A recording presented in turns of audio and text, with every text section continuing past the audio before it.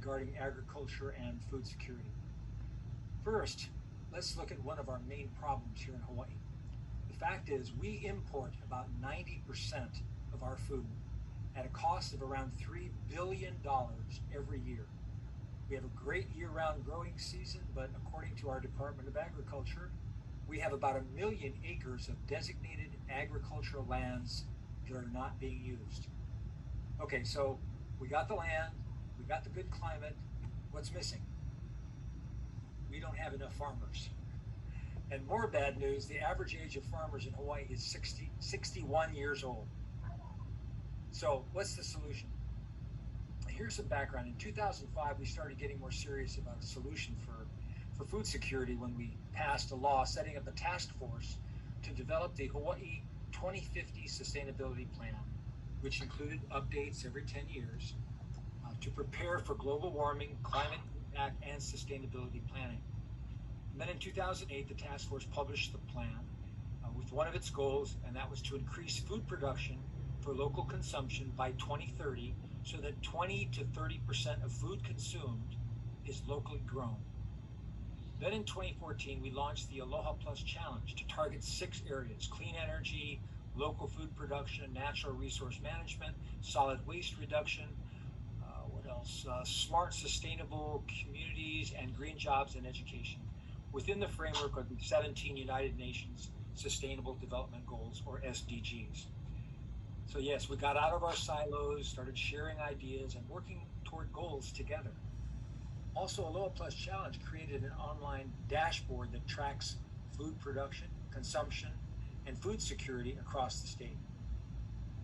Then in 2019, the Local 2030 Islands Network was established during the UN General Assembly as the world's first global island-led network to address the climate crisis by advancing the SDGs through locally driven, culturally informed solutions. The network brings together island nations, states, and communities globally, connected through shared island experiences, cultures, and vision. So the Hawaii Local 2030 Hub and the Global Island Partnership form the secretariat, or the administrative arm, of the Local 2030 Islands Network. Then in 2020, when the pandemic hit, here in Hawaii, a group of ag stakeholders statewide called the Ag Hui, they came together to develop a comprehensive strategy where agriculture is vital to Hawaii's community and economic future.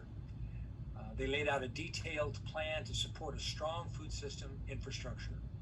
And one of the Ag Hui's key functions is to maintain a living database of Hawaii ag projects that are investment and or funding ready, which you can check out on their dashboard. And an example of one of those projects was using the combined forces of the Hawaii Ulu Cooperative and Propagate, a high-tech firm, to expand ulu, or breadfruit, agroforestry. And so targeting 1,000 acres over the next 5 years, a 5-acre demo site was established to replace potato imports with locally grown breadfruit and allow producers to transition away from monocropping.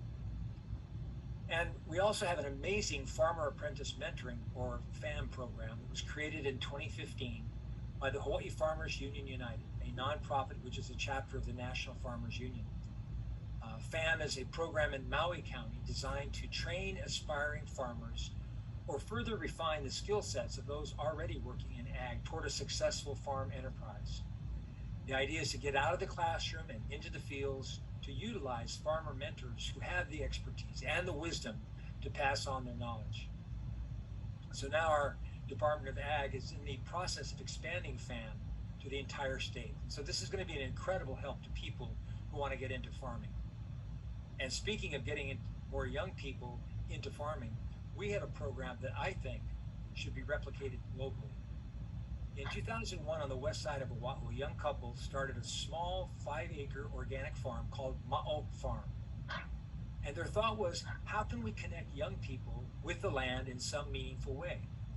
And they came up with a 2-year youth leadership training program where young people ages 18 to 25 were invited to work as interns 3 days a week from dawn until noon, and then go to college 2 days a week. And the interns, they learn all aspects of organic regenerative farming, planting, harvesting, distribution, marketing. And each intern gets paid a monthly stipend of $525, which can actually go up to $725 a month. And now listen carefully. For interns who want a college or university degree, they get their tuition paid for.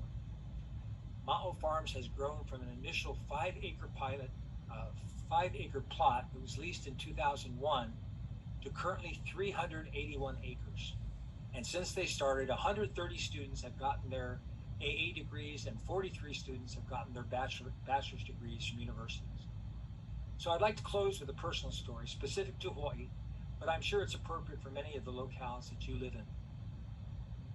Not long ago, I got a call on the phone from a mom who told me about her son, who not only loved farming, but every day since he was 2 years old, his joy was weeding and planting and harvesting and taking care of the family's vegetable garden. And by the way, the family had been farmers for generations.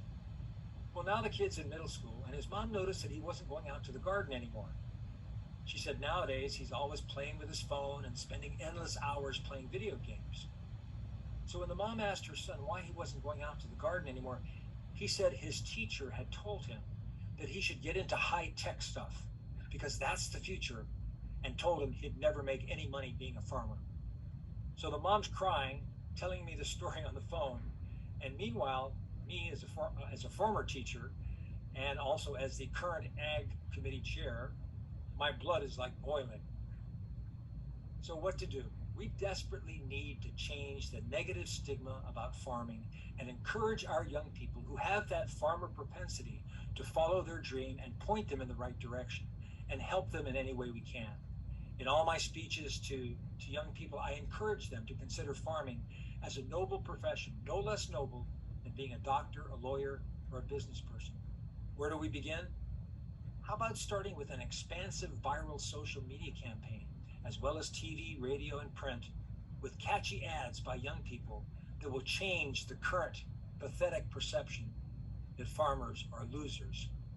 The campaign should reach out to young people, educating them that feeding people is an honorable and wonderful career to pursue. With that, mahalo for allowing me to speak about Hawaii's efforts to increase food security. Having conferences such as this is necessary and vital. If you have any ideas on how we can improve agriculture in Hawaii, please let me know. Mahalo and aloha to you and your ohana.